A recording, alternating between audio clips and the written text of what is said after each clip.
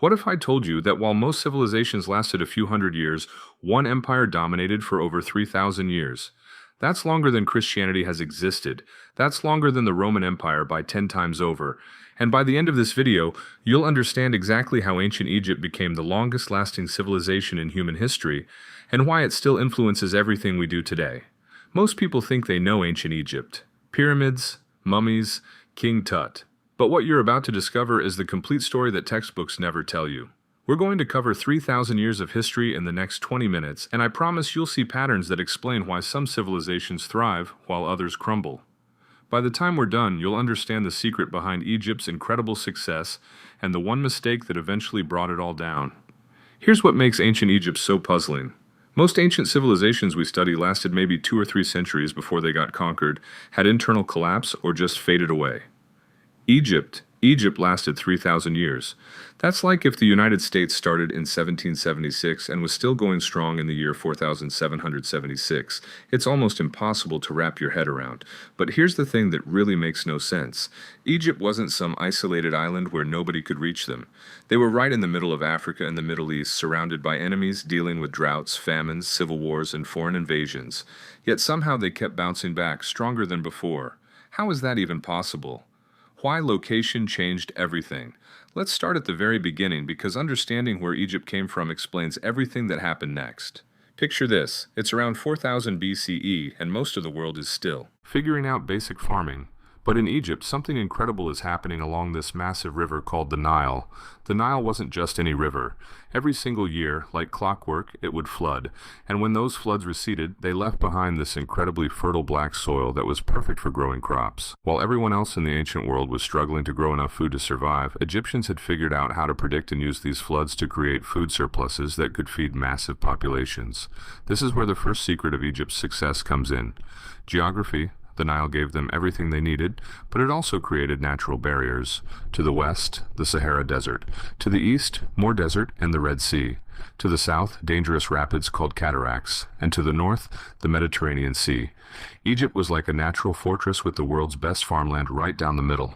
But having good land doesn't automatically make you a superpower. Lots of places had good land and still got conquered. What made Egypt different was what happened next.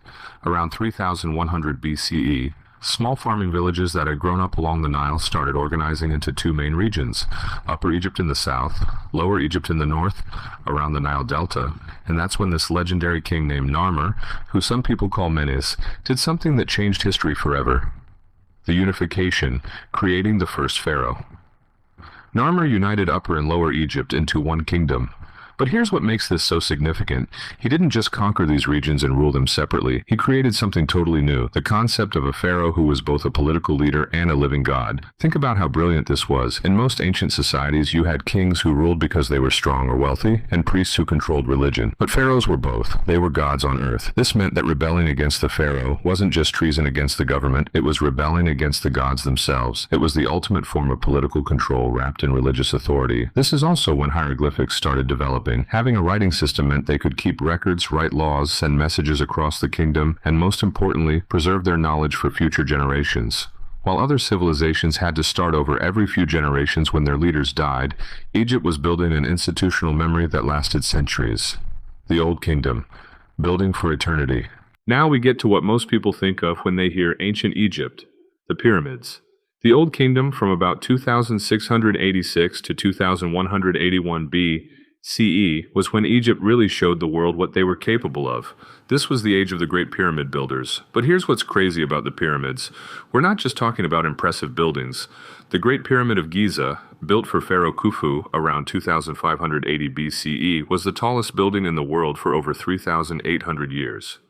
Let that sink in. For almost 4,000 years, this was the tallest thing humans had ever built. The Lincoln Cathedral in England finally beat it in the 1300s CE. Building something like that required incredible organization. We're talking about moving over 2 million stone blocks, each weighing between 2 and 15 tons, with perfect precision. The base of the Great Pyramid is leveled to within just 2.1 centimeters. That's more accurate than most modern construction projects.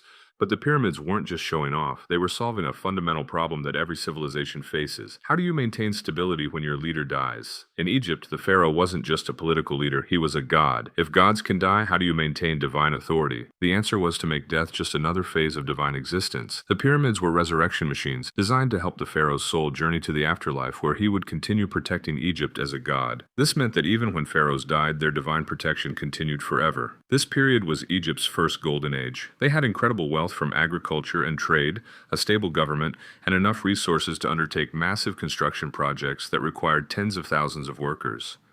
But like all good things, it eventually came to an end. The first crisis, when the system broke down. By around 2181 BCE, the Old Kingdom started falling apart. There were several reasons for this, but the main one was that the pharaohs had become too distant from the day-to-day business of running the country. Local governors called nomarchs had been given more and more power to manage their regions, and eventually they started acting like independent rulers. But the real killer was climate change.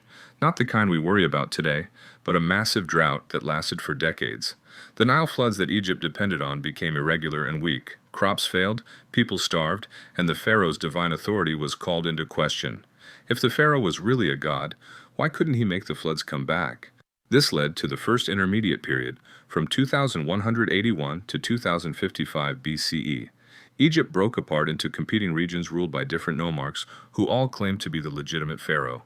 It was civil war, famine, and chaos. For over a century, the Egyptian system that had worked for 500 years completely collapsed.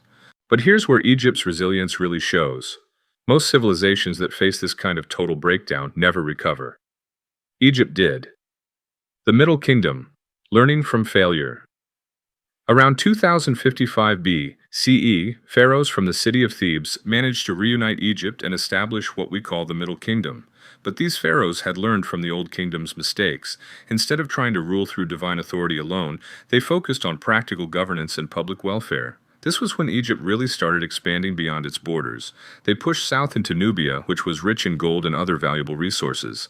But they also developed more sophisticated trade networks with other civilizations around the Mediterranean and Middle East. The Middle Kingdom pharaohs also changed how they presented themselves to the people.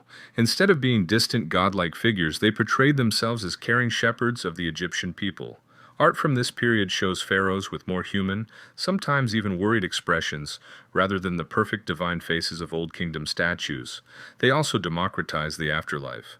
In the Old Kingdom, only pharaohs and the highest nobles got to have elaborate burials and journey to the afterlife. Middle Kingdom Egypt extended these privileges to anyone who could afford it. This created a much more stable society where more people had a stake in maintaining Egyptian traditions. But the Middle Kingdom faced its own crisis. Around 1650 BCE, a group called the Hyksos invaded from the northeast. The Hyksos had something Egypt had never seen before: horse-drawn chariots and bronze weapons.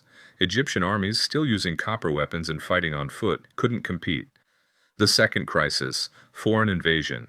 The Second Intermediate Period, from 1650 to 1550 BCE, was when foreign rulers controlled parts of Egypt for the first time in over 1,000 years. The Hyksos established themselves in the Nile Delta and ruled Lower Egypt, while native Egyptian pharaohs controlled Upper Egypt from Thebes. But instead of just accepting foreign rule, the Egyptians did something smart. They learned. They figured out how to make chariots, how to work with bronze, and how to fight using these new military technologies, and then they used those technologies to drive the Hyksos out of Egypt. This is another key to Egypt's long-term success. When they encountered superior technologies or tactics, they didn't ignore them or try to fight them with traditional methods. They adapted and improved. The New Kingdom, Egypt as a superpower. The New Kingdom, from 1550 to 1069 BCE, was Egypt's absolute peak. This was when Egypt became the superpower of the ancient world, controlling an empire that stretched from Sudan in the south to Syria in the north. Let's talk about some of the incredible pharaohs from this period because their stories show just how powerful Egypt had become. Hatshepsut ruled from about 1479 to 1458 BCE, and she was one of the most successful pharaohs in Egyptian history. What made her particularly remarkable was that she was a woman ruling in a society where pharaohs were traditionally male. But instead of trying to hide her gender, she embraced it and focused on trade and economic development rather than military conquest. Under Hatshepsut, Egypt became incredibly wealthy. She organized trading expeditions to a mysterious land called Punt, which was probably somewhere in modern-day Somalia or Ethiopia. These expeditions brought back gold, ivory, ebony, and most importantly, incense and spices that were worth their weight in gold in the ancient world. She also commissioned some of the most beautiful architecture in Egyptian history. Her mortuary temple at Deir el-Bahari is still considered one of the architectural masterpieces of the ancient world. After Hatshepsut died, her stepson Thutmose III took over and became known as Egypt's Napoleon. In 17 military campaigns, he conquered most of the eastern Mediterranean. But Thutmose wasn't just a conqueror, he was a brilliant strategist who understood that controlling trade routes was more valuable than just controlling territory. By controlling the land bridge between Africa and Asia, Egypt could tax all the trade flowing between these continents. They became incredibly wealthy not just from their own resources, but from being the middleman in international commerce. But then we get to one of the most controversial pharaohs in Egyptian history, Akhenaten. Around 1353 BCE, Akhenaten tried to completely revolutionize Egyptian religion. For over 1,000 years, Egyptians had worshipped hundreds of different gods, with Amun-Ra being the king of the gods. Akhenaten decided that there should be only one god, Aten, the sun disk. This wasn't just a religious change, it was political and economic. The priests of Amun had become incredibly powerful and wealthy, sometimes rivaling the pharaoh himself. By creating a new religion centered on Aten, with himself as the sole intermediary, Akhenaten was trying to break their power. But it backfired spectacularly. The Egyptian people had been worshipping these gods for over 1,000 years. Their entire understanding of the afterlife, their daily rituals, their festivals, everything was based on the traditional gods. Trying to change all of that at once created massive instability. When Akhenaten died, his changes were quickly reversed. His son, who we know as Tutankhamun, restored the traditional gods and moved the capital back to Thebes. Tutankhamun himself wasn't particularly significant as a pharaoh. He died young and didn't accomplish much, but his tomb is the most famous Egyptian tomb ever discovered because it was one of the few that wasn't robbed by grave robbers. After a few short-lived pharaohs, power eventually passed to a military general who became Ramses I, founder of the 19th dynasty. But it was his grandson, Ramses II, who became the most famous pharaoh of the New Kingdom. Ramses II ruled for 66 years, from 1279 to 1213 BCE. Think about that. Most people today don't even live for 66 years, and he ruled for that long. During his reign, he fought wars, built monuments, and made Egypt a household name throughout the ancient world. His most famous military campaign was against the Hittites, culminating in the Battle of Kadesh around 1274 BCE. This battle is significant because it resulted in the world's first known peace treaty. Both sides claimed victory, but they realized that continuing to fight was too expensive and destructive. So they signed a treaty that established borders and created a lasting peace. Ramses II was also the greatest builder in Egyptian history. He built more temples and monuments than any other pharaoh. The temple complex at Abu Simbel, carved directly into a cliff face, was designed so that twice a year the sun would shine directly into the inner sanctuary and illuminate statues of Ramses and the gods. But building all these monuments was incredibly expensive. By the end of Ramses II's reign, Egypt's treasury was strained and his successors struggled to maintain the empire he had built. The long decline. When success becomes a problem. After Ramses II died, Egypt slowly started losing its grip on its empire. The problem wasn't that Egypt suddenly became weak, it was that maintaining a massive empire had become too expensive. Think about it from an economic perspective. Egypt had to maintain armies in Syria, Palestine, and Nubia. They had to build and staff fortresses throughout these territories. They had to deal with constant rebellions and invasions. All of this cost enormous amounts of money, but the territories they were trying to control weren't producing enough wealth to pay for their own occupation. At the same time, new powers were rising in the region. The Assyrians were building a military machine that was even more efficient than Egypt's. The Sea Peoples, mysterious invaders who might have come from the Aegean or Anatolia, were disrupting trade routes throughout the eastern Mediterranean. During the Third Intermediate Period, from 1069 to 664 BCE, Egypt lost most of its empire and even split apart internally again. The priests of Amun gained control of Upper Egypt while pharaohs ruled from the Delta. Libyan dynasties established themselves in various parts of the country, but even during this period of decline, Egypt maintained its cultural identity. The hieroglyphic writing system continued to be used. Traditional religious practices continued. The basic structure of Egyptian society remained intact. Foreign rule. Egypt under new management.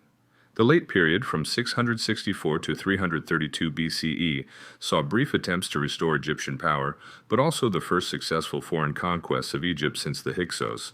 First came the Assyrians, who conquered Egypt around 671 BCE, but Assyrian rule was harsh and expensive to maintain, so they eventually withdrew and allowed native Egyptian pharaohs to regain control. Then came the Persians under Cyrus the Great's successors. The Persians were much smarter about ruling Egypt than the Assyrians had been. Instead of trying to change Egyptian culture, they presented themselves as legitimate pharaohs who were simply foreign-born. They respected Egyptian religious traditions and maintained the existing governmental structure. But Persian rule was still foreign rule, and many Egyptians resented it. There were several rebellions, and Egypt briefly regained independence in the 4th century BCE.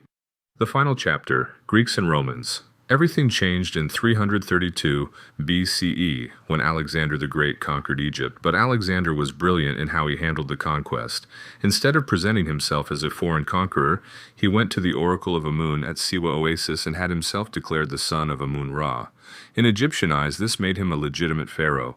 When Alexander died, his general Ptolemy took control of Egypt and founded the Ptolemaic dynasty.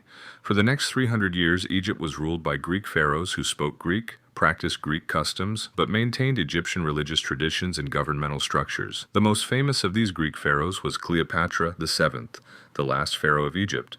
Cleopatra was actually the first Ptolemaic ruler who bothered to learn to speak Egyptian. She was also incredibly intelligent and politically savvy, forming alliances with Julius Caesar and later Mark Antony to try to preserve Egyptian independence. But after Cleopatra and Mark Antony were defeated by Octavian, later Augustus, at the Battle of Actium in 31 BCE, Egypt became a Roman province. For the first time in over 3,000 years, Egypt was ruled directly by foreigners who had no interest in maintaining the pharaonic system. But here's the incredible thing about Egypt's story. Even under Roman rule, Egyptian culture survived. Hieroglyphics continued to be used for several more centuries. Egyptian religious practices influenced the development of Christianity. Egyptian architectural styles were copied throughout the Roman Empire. The last hieroglyphic inscription we know of was written in 394 CE, over 3,500 years after the first ones. That's longer than the entire history of Christianity. It's longer than recorded history in most parts of the world. So what was the secret? How did a civilization last for over 3,000 years when most others lasted a few centuries at most? The answer comes down to three things that Egypt got right from the very beginning. First, they built their civilization around a renewable resource. The Nile floods came every year, providing fresh soil and water. Unlike civilizations that depended on mining or conquest for wealth, Egypt's foundation was sustainable. Second, they created a governmental and religious system that was flexible enough to adapt to changing circumstances. When the Old Kingdom's divine pharaoh system stopped working, they developed the Middle Kingdom's more practical approach. When foreign invaders introduced new military technologies, Egypt learned and improved on them. Third, and most importantly, they created a cultural identity that was stronger than any individual ruler or dynasty. Being Egyptian wasn't just about who ruled you. It was about a whole way of life, a writing system, religious beliefs, and cultural practices that ordinary people maintained even when their governments collapsed. Ancient Egypt's 3,000-year history teaches us something profound about how civilizations rise and fall. It's not just about military power or economic wealth, it's about building systems that can adapt to change while maintaining their core identity. Egypt survived the collapse of the Old Kingdom, foreign invasion by the Hyksos, religious revolution under Akhenaten, economic decline after Ramses II, conquest by Assyrians, Persians, Greeks, and Romans. Each time, they found ways to maintain what made them Egyptian while adapting to new realities. The pyramids still stand today, over 4,500 years after they were built. Egyptian art and architecture influenced Greek and Roman design, which in turn influenced everything from the U.S. Capitol building to modern movie theaters. Egyptian mythology became part of Greek and Roman religion, which influenced Christianity and Islam. Even today, we use Egyptian innovations like the 365-day calendar, hieroglyphic-inspired symbols, and architectural techniques that were first developed along the Nile River thousands of years ago. Egypt shows us that the civilizations that last aren't necessarily the strongest or the richest. They're the ones that build sustainable foundations and maintain the flexibility to adapt when the world changes around them. If you want to see how these ancient principles apply to modern nations, check out my next video.